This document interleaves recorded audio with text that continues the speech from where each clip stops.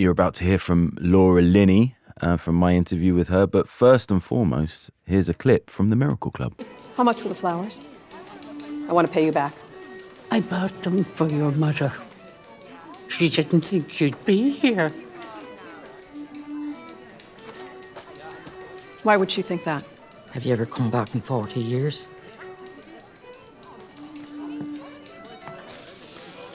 For the flowers.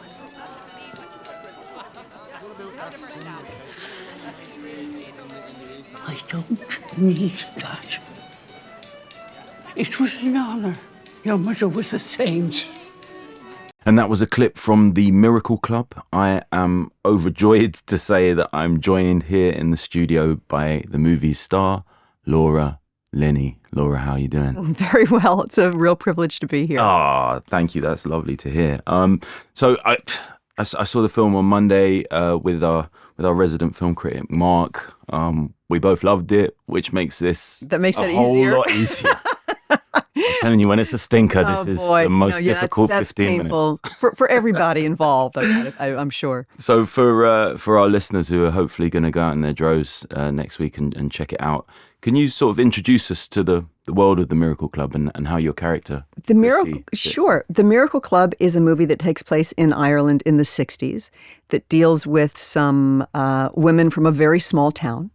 There is my character is someone who has left when she was young. She's gone to America for mysterious reasons that are divulged as the movie goes on.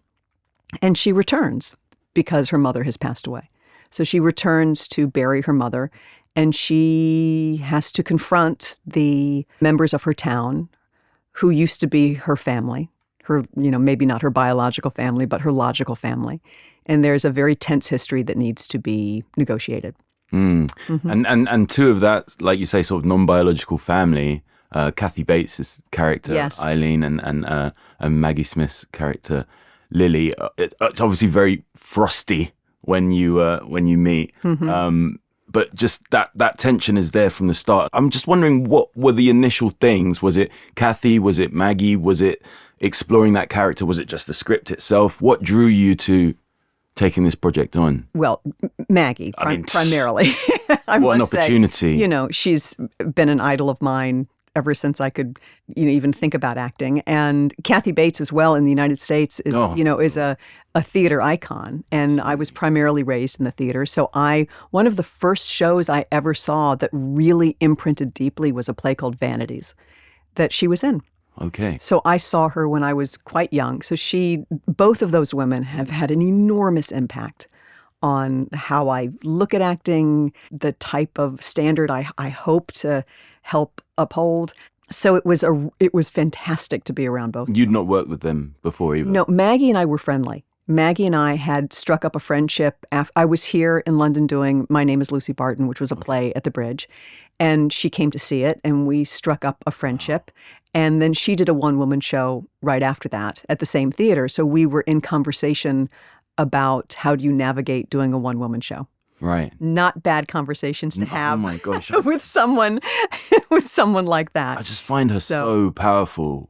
Yes. In everything that she does, but in this movie in particular, there's one moment where she's almost looking into your soul. It's just past the lens. I know exactly what moment you're talking about. Yes, this might be my last chance. Yes, yes. And, having just lost Glenda Jackson, it felt like the character and Maggie and everybody, all of us who've loved her for so long, it carried so much weight. There's a generation of titans, who came primarily from the theater in this country, whose influence is enormous, and that we all value beyond words. So they are the template, and they have pointed the direction in which we should hopefully we will all go artistically. Absolutely. So they are quite special. Valuable. Yes, they are. And obviously Maggie is an actor who has an entire life, all this experience, you can see it in her face. Mm-hmm. With the character of Chrissy, we've got to sort of imagine this experience, this 40 years that she's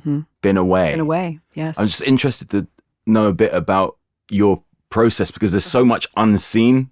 Yes, there's visitations from the past, and there's a haunting. So the past is always present in this movie. So you sort of, you do all the good fun actor homework.